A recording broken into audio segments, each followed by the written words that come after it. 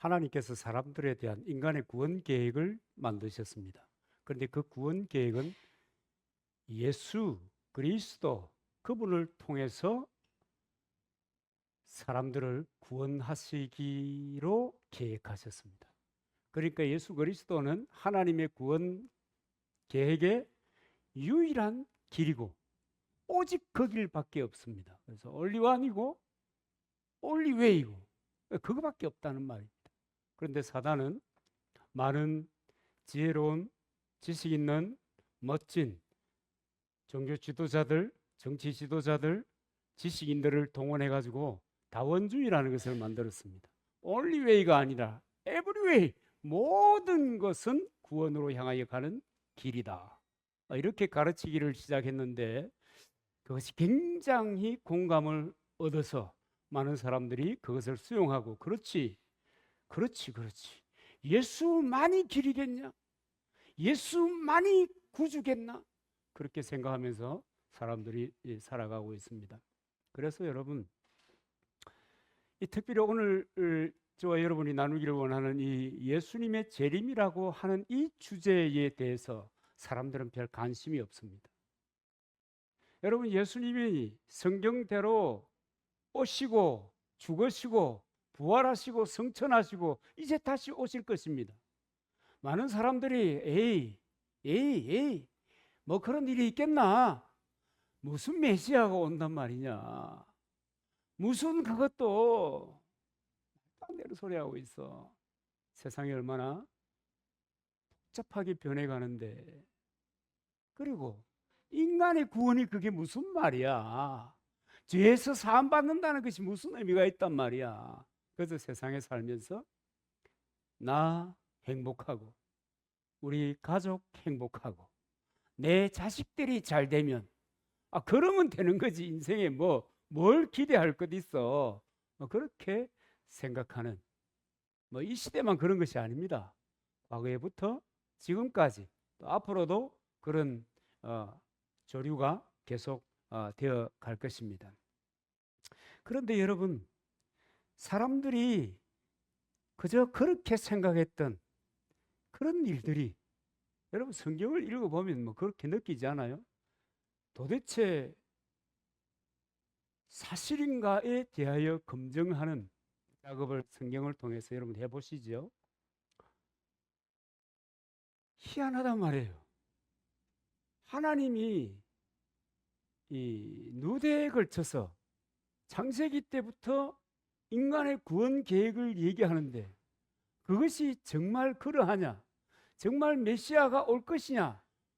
또 메시아가 온다고 하면 이것부터 시작해서 수많은 이야기들이 있지만 그러나 성경대로 사람들이 받아들이든 받아들이지 않든 성경대로 때가 참에 하나씩 이루어져 가고 있다라고 하는 것이 이 성경에 우리에게 가르쳐주는 중요한 이야기입니다. 그중에 신약으로 넘어오면 많은 예수님에 대한 그 족적이 이 사역이 기록이 되어 있지만은 예수님의 재림에 대하여 강력하게 반복되이 설명하고 있는 것을 선포하고 있는 것을 우리가 보게 되는 것입니다.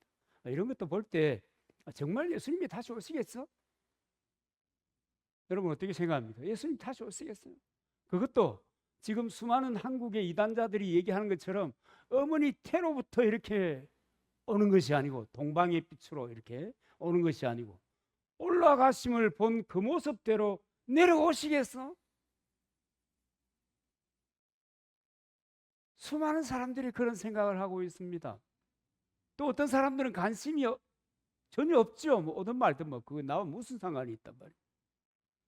그러면서 예수님의 재림을 바라보고 있는 것입니다. 그런데 오늘 본문에 보니까 이 다시 오실 예수님을 통해서 세상사의 모든 문제, 어려움, 힘듦, 괴로움, 외로움 이런 것들이 있을 때 그 예수님이 다시 오신다는 그 사실 그것 붙잡고 소망을 가지고 위로를 받고 힘을 얻으라 그렇게 얘기하고 있는 것입니다. 여러분 예수 그리스도의 다시 오심을 믿습니까? 어머니의 뱃속으로 아니고 그것도 너무너무 지금 황당하게도 지금 시절이 어떤 시절입니까? 돌아서면 바뀌어 있는 지금 정치적인 상황도 그렇고 부동산 경기도 그렇고 뭐 조금 있으면 또 주머니에 돈도 채워준다 하니까 반갑기도 짝이 없습니다만, 이게 무슨 이렇게 변화되는 시절 우리가 살아본 적이 없어요. 그런데 무슨 올라간 그대로 다시 오신다고? 이걸 믿으라고? 여러분, 믿으라고 하는 얘기 아니에요. 하나님의 계획이 그렇다는 거예요. 그리고 그것을 받아들이는 사람, 그들에게는 재림의 은총이 임하게 된다고 하는 것을 이야기하는 것입니다. 그런데 주님이 이 땅에 다시 오시는데 어떻게 오실 것인가? 어머니 뱃속으로 오는 것이 아니고 공중으로부터 재림한다는 거예요. 그래서 어린 양의 혼인잔치라고 하는 그 이름을 붙이고 있습니다. 공중으로 위로부터 오시는 거예요. 그럼 위에 어디서부터 오냐? 모르지. 그죠? 천국에서 오시기, 아버지의 집에서 오시기, 그것 하나는 분명하겠지만 위로부터 오신다는 거예요. 그리고 그분이 오면 정말 너무너무 많은 일들이 일어난다라고 하는 거예요. 그리고 성경에 보면 그 날이 가까워 오는 것에 대해서 여러 가지 현상들이 있을 것을 이야기하는 겁니다. 그날과 그 시에 대해서는 얘기하지 않습니다. 뭐 아모스에게, 내 선지자에게 내 마음을 안 보여줄까? 아버지만 아신다. 예수님 그러셨잖아요. 아버지만 아신다. 그날과 그 시는 아버지만 아신다. 그러니까 안 가르쳐 주는데 그런 날이 오고 있음을 깨닫게 되는 상황, 환경의 변화가 있다 하는 것을 구석구석에서 정말 적나라하게 우리에게 이야기해 주시는 것입니다.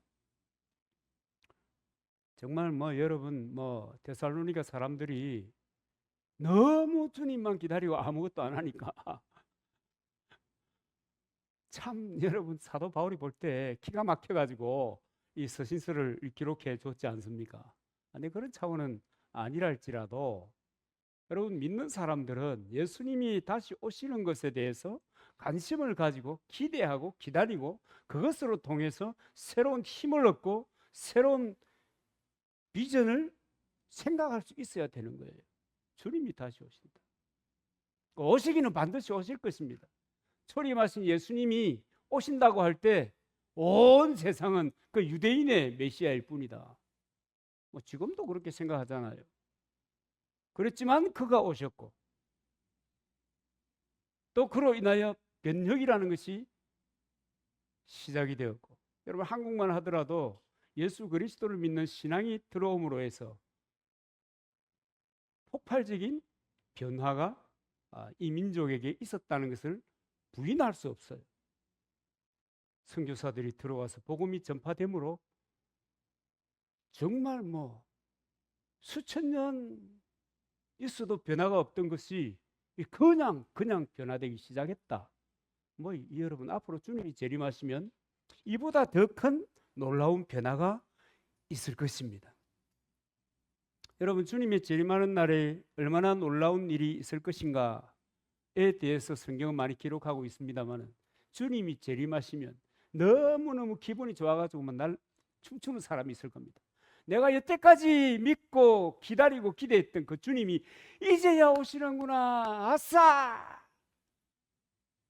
그 말씀을 따라 살길 잘했네. 믿기를 잘했네. 그런 사람이 있을 것입니다. 그런데 세상의 사조와 자신의 경험과 삶의 이유로 정말 그렇게 했어? 정말 그렇게 했어? 어떻게 그럴 수가 있어?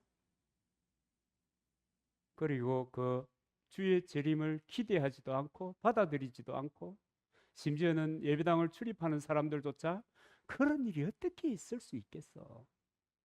라고 생각하면서 살았던 사람들에게는 재앙의 날입니다. 큰 두려움이 임하는 날이 될 것입니다. 그러니까 이 뭐 어마어마한 변화가 일어나기 시작하는 거죠. 여러분, 저 같은 사람을 보면, 아웃사이드에서 목회하는 사람들을 보면, 도시에서 그저 나는 순수 복음을 전해야 되겠다 하고 개척하는 사람들 보면 여러분 불쌍하잖아요. 안 불쌍해요? 저는 불쌍해요. 너무너무 불쌍해. 왜 하필이면 그런 생각이 들 때가 참 많아요. 뭐 주님이 구약에 있는 것처럼 성경에 뭐 여러 기록이 있잖아요. 뭐 잘 되는 법, 못 되는 법부터 시작해가지고 그 예수 그리스도의 오심과 뭐 또 다시 오심에 대해서 얘기하고 있잖아요. 그 잘 되는 것에 관해서 여러분 목사처럼 잘 돼야 될 사람이 또 있습니까? 제가 생각할 때는 거의 없는 것 같아요. 목사처럼 반듯하게 믿으려고 또 헌신하고 자기의 삶을 젖혀두고 꿈꾸던 것을 젖혀두고 그 길로 나서서 고생 바가지로 하고 사는 사람이 복음과 함께 십자가를 지라고 하는 그 말씀을 액면 그대로 받아들이고 온몸으로 부딪히면서 살아가는 사람들이 있나고요? 있어요? 저는 잘 몰라요. 있을까? 그래요. 근데 그런 사람들에게는 엄청난 기쁨이 될 것입니다. 주님이 다시 오시는 것이, 주님이 재림하는 것이 그야말로 눈물을 쏟으면서 아마 환호할 겁니다. 이게 안 돼서 그렇지, 이거 되는 사람들은 왜 그러면서 환호할 겁니다. 그러나 그 반대도 있단 말이에요. 여러분, 그런 변화만 있을까요? 아니에요. 여러분, 그날 두 사람이 밭에서 밭을 홈일을 하고 있다가 한 사람 사라지는 거예요. 갑자기 사라지는 거예요. 여러분, 밭에서 사라지는 거 괜찮아요? 그죠? 남은 사람은 일하면 돼요.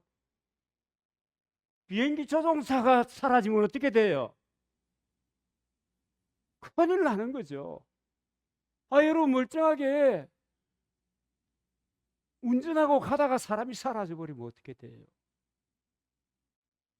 큰 혼란이 일어나는 거예요.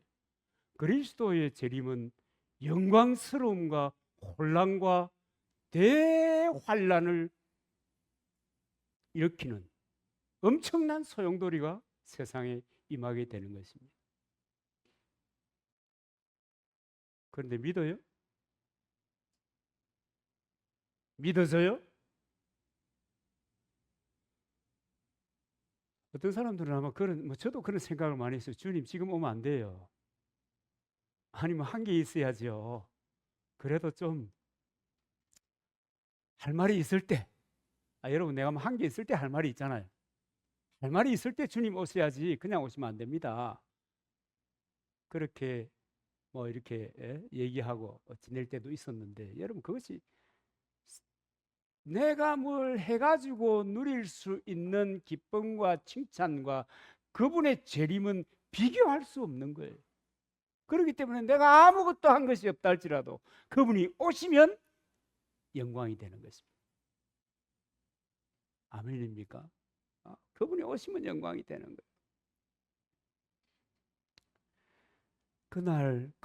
그날 말이죠. 적극적으로 변화가 일어나는 것은 알곡과 가라지를 분리하는 것입니다. 여러분, 제가 지금 전천년 이야기를 하는 겁니다. 제가 믿는 신앙이니까. 그분이 오시고 나면 알곡과 가라지가 분리가 돼요. 알곡은 예수 그리스도에 대한 하나님의 선포를 온전히 받아들이고 산 사람들이 알곡입니다. 그리고 그 삶을 추구하기 위해서 대가를 지불하는 사람들이 알곡입니다. 가라지는 누구입니까? 가라지는 불신자 퍼스트 원. 두 번째는 제 마음대로 믿는단 말이에요. 하나님의 선포는 아랑곳하지 않습니다. 내 경험, 내 지식, 내가 눈으로 보고 긍정하고 부정하면서 정리된 내 생각을 따라 신앙생활을 하는 겁니다. 이러면 여러분 참 지금 제가 하는 얘기는 굉장히 복잡하기 짝이 없습니다. 왜냐하면 이단자들이 이런 얘기를 해서 사람들을 침몰시키고 있기 때문입니다. 그렇다고 해서 여러분, 교회가 제대로 믿는 사람들이 이 이야기를 하지 않는다고 하면 여러분, 거기에는 복음이 없는 겁니다. 복음이 여러분, 예수님이 오시고 죽으시고 부활하시고 성천하시고 그것만 복음이 아닌 거예요. 궁극적으로 남아있는 복음의 완성은 재림을 통해서 이루어질 것이기 때문에 이것이 여러분 복음입니다. 그것을 입 닫고 산다고 하면 아무것도 아닌 거죠. 여러분, 참 여러분들이 저는 얼마나 고맙고 감사하고 감동적인지 몰라요. 이 시골에 아웃사이드에 말이에요. 지금 도시에는 어마어마한 교회를 너무 무리하게 지어가지고 부도가 나고 경매가 되고 하는 이런 현상들이 있는데, 그 도시에서 또 그럴 수밖에 없어요. 왜냐하면 그런 곳에 주로 사람들이 찾아가니까. 그러니까 시골에 여러분, 우리는 시골이라고 해도 이거 시골 같잖아요. 시골이잖아요. 다운타운이 5분만 차 타고 나가면 있어. 그러니 여기 남아있는 여러분들 보면 저는 때때로 신기할 때가 많아요. 여러분들 위해서 기도하잖아요. 여러 가지 생각이 들어요. 여러분, 여러분도 목회자가 되면 목회자 안 될 거니까 죽었다 깨어나도 그런 생각 못 하시겠네. 생각을 하면 이런 분은 이렇고 저런 분은 저렇고, 여러분 저하고 뭐 제 목회 평생을 같이 지낸 분도 있고 막 그렇잖아요. 그러면 오른쪽 왼쪽이 다 보이는 거예요. 그래서 기도하다가 보면 하나님이 인간을 왜 이래요 하다가도 주여 그래도 감동입니다. 그래도 감동입니다. 이곳에서 함께 예배할 수 있다는 것이 얼마나 감사한지 모르겠습니다. 그런 거거든요. 그런데 여러분, 거기에 더하여 주님이 주인 되는 신앙의 삶을 살아가면 안 될까? 왜 꼭 내 인생은 내가 주인이 되어야 되나? 여러분, 내가 주인이 된다고 하는 것은 자기에게 갇히는 거예요. 자기 수준에 갇히는 거고요. 자기의 한계에 갇히는 거예요. 여러분, 그러면 뻔하잖아요. 인생이 뻔하잖아요.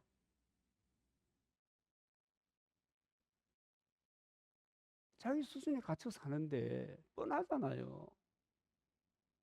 그런데 꼭 이런 사람들이 보면 좀 특별해요. 자기 수준에 갇혀 있는 사람들 불쌍하잖아요. 갇혔다는 말 자체가, 한계 속에서 그것을 넘어서지 못하고 살아간다는 것 자체가 불쌍하잖아요.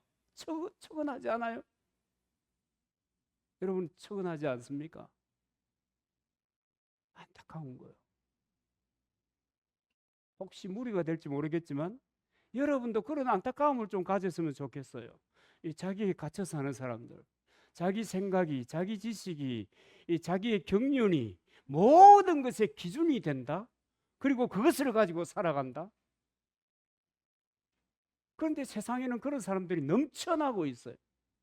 그것을 제어할 길이 없어요. 지금은 길이 없어요. 그래서 예수님도 그러잖아요.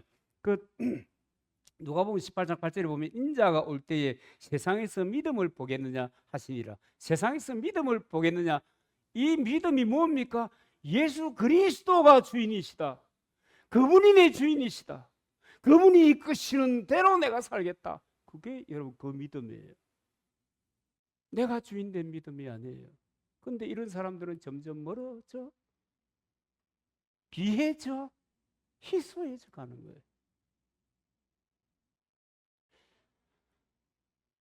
여러분, 우리는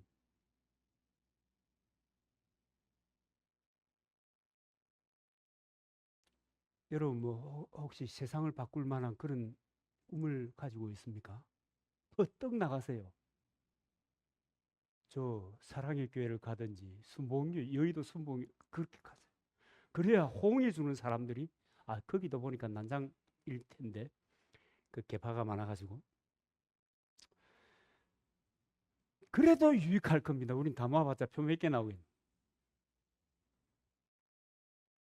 그죠? 근데 그럴 것이 아니라면 그리스도를 주인으로 섬기면서 살아야 되는 겁니다. 그리스도를 주인으로 섬기면서 그 말씀을 붙잡고 그렇게 살아가는 것, 이것이 여러분 당연한 것입니다. 그리고 정상적인 거죠. 근데 너무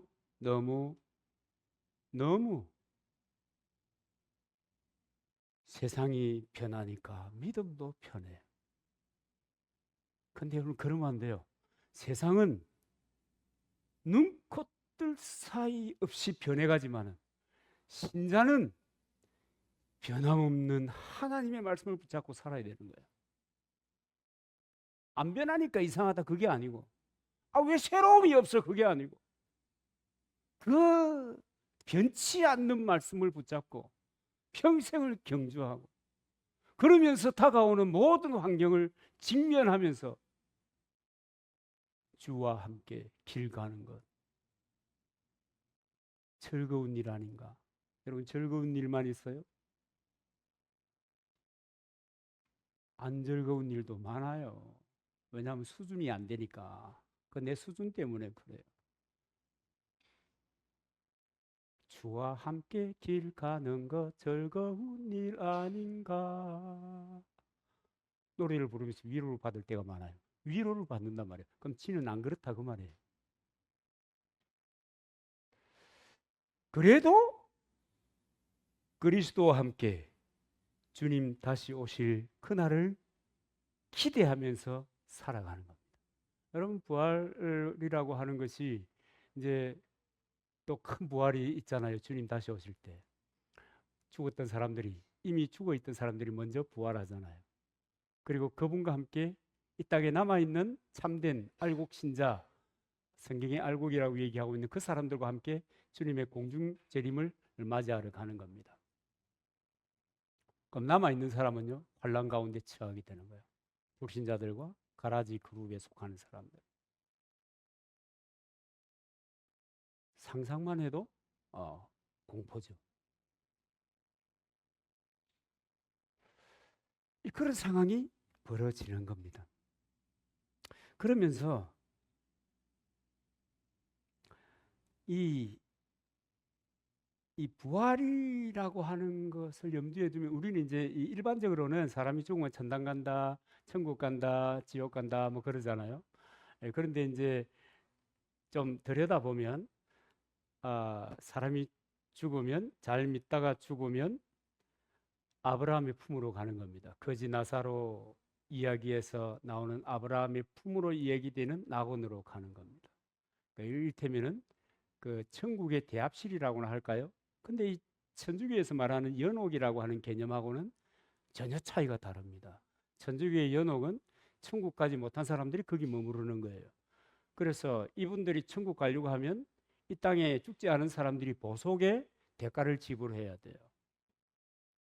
그래서 올라가는 거예요.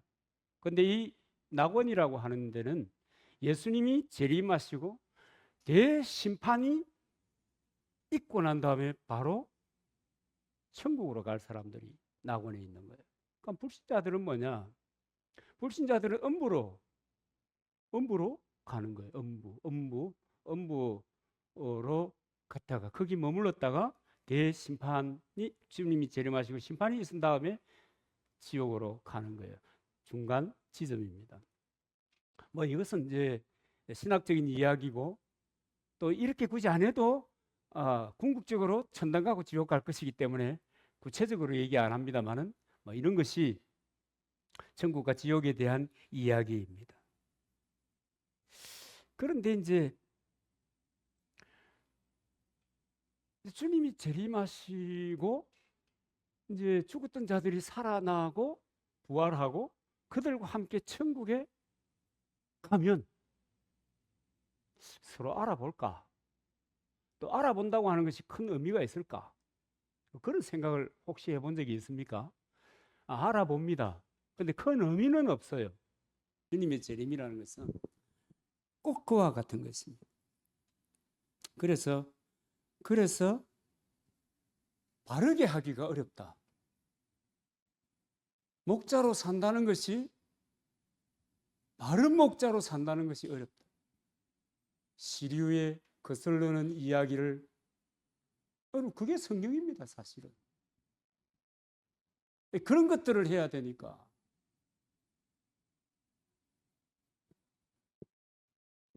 정말 요새는 나이가 드는가 사람들이 이동을 하는, 들어오는 거는 좋은데 가는 거는 왜 그래 마음이 아프겠노. 아플 필요도 없는데 내 양이 어디 있어. 다 주님의 양인데. 여러분, 주님의 재림을 우리가 기대하고 상상하고 살아야 되는 거예요. 사도 요한이 아멘 주 예수여 오시옵소서라고 대답했던 것처럼 우리도 늘 마라나타라고 하는 이 고백을 가슴에 품고 살아야 되는 거예요. 원한을 가슴에 품는 것이 아니고, 어쩌다 한 번의 섭섭함을 가슴에 품는 것이 아니고, 이 마라나타 주님 다시 오시는데 환영합니다, 환영합니다, 주여 환영합니다, 어서 오세요, 이런 심정, 이런 심장을 가지고 우리가 살아야 될 것입니다. 그런데 여러분, 주님이 재림하시면 셧다운 되는 게 있습니다. 우리의 헌신과 봉사가 의미가 없어집니다. 그때가 되면 전도도 의미가 없습니다. 주님 재림하시면 그 끝이에요. 그냥 더 이상 뭘 하려고 해도 못하는 거예요. 그런데 꼭 사람들은 그렇잖아요. 뭐가 이제 끝날 때가 되면 괜히 열이 오르는, 그죠?